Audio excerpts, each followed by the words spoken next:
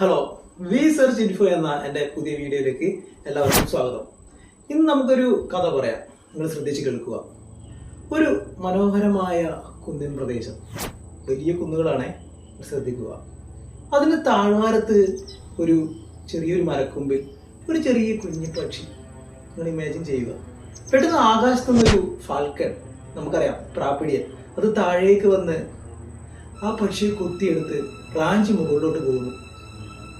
അത് പെടഞ്ഞ് രക്ഷപ്പെടാൻ വളരെ ശ്രമിച്ചെങ്കിലും അതിന് രക്ഷപ്പെടാൻ കഴിഞ്ഞില്ല.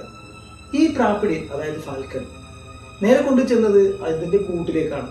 ഒരു മലനിരകൾക്കിടയിലുള്ള ഒരു ചെറിയൊരു ഗുഹയിലേക്കാണ് അതിനെ കൊണ്ട് ചെന്ന് ഇട്ടത്. അതിട്ട ശേഷം നമ്മൾ വിചാരിക്കും അതിനെ തിന്നുമെന്ന്. ഇല്ല, എന്താ ചെയ്തതെന്നറിയോ? അതിന്റെ തൂവലുകളൊക്കെ കൊത്തിപ്പറിച്ച് അതിനെ പറക്കാൻ വയ്യാത്ത രീതിയിലൊരു തടവുകാരനായിട്ട് ആ കൂട്ടിൽ കൊണ്ടിടും.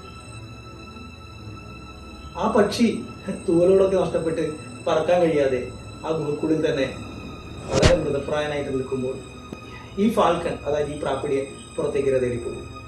കുറച്ചു കഴിഞ്ഞ്, അല്ലെങ്കിൽ 1-2 മണിക്കൂർ കഴിഞ്ഞ്, അല്ലെങ്കിൽ 1-2 ദിവസം കഴിഞ്ഞ് തിരിച്ചു വരും. അതിന് വിശക്കുമ്പോൾ ഈ തടവിലാക്കിയ പക്ഷിയെ അത് കൊത്തി കൊത്തി തിന്നു.